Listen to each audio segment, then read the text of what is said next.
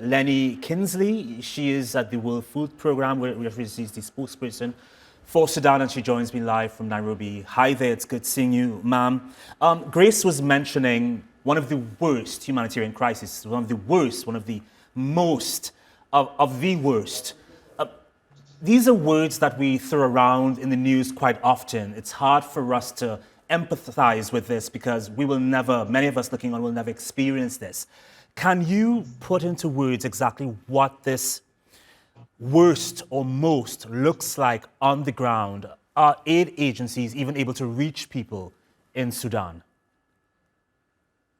So it is the world's worst hunger crisis, and it's the only place in the world where famine has been confirmed. And to paint a picture what famine looks like for a person, a family, it literally means they have nothing to eat. People are resorting to eating grass, eating leaves, eating animal fodder, for example. And these are heartbreaking things to see in the 21st century. I myself was recently in Sudan, in eastern Sudan, in some of the displacement camps where people had fled from Khartoum, from South Central Sudan, from Jazeera, from Wad Madani.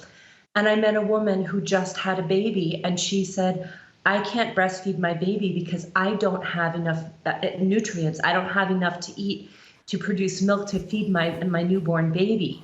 And she received WFP assistance. And then she was able to feed her baby, feed her children for a few days. But people are now dependent on assistance.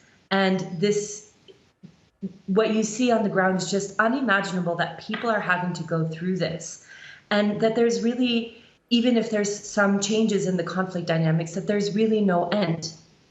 It's unimaginable and it's unfair. You're right, Leni. After 2 years of suffering and little media coverage, as we've mentioned before, it feels as though we, the world, have abandoned Sudan. Do you feel as though global powers consider Sudan less important to protect?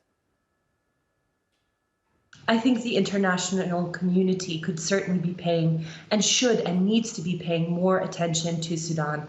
It is destabilizing the entire region with millions of people displaced across borders to already fragile countries.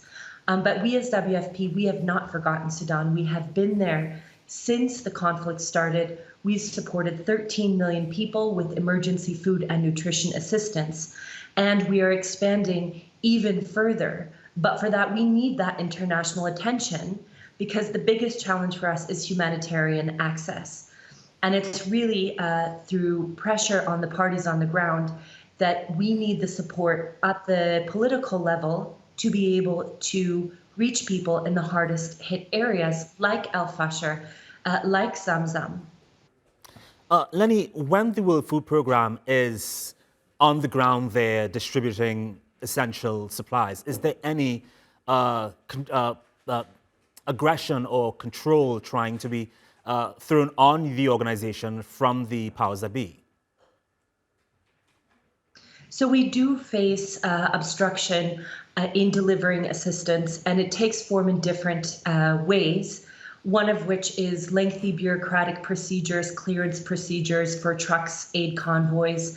And then along the routes that we're going to some of these areas across conflict front lines, like El Fasher or Zamzam, there are multitudes of checkpoints, different armed groups on the ground, different armed actors, where we have to safely pass with these aid convoys full of vital food and nutrition supplies.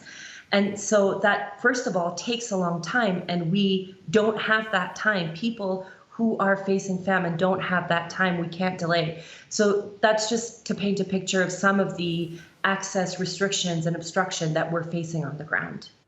Leni Kinzli, we appreciate you joining us on the News Hour here at TRT. Thank you so much for your time and your work.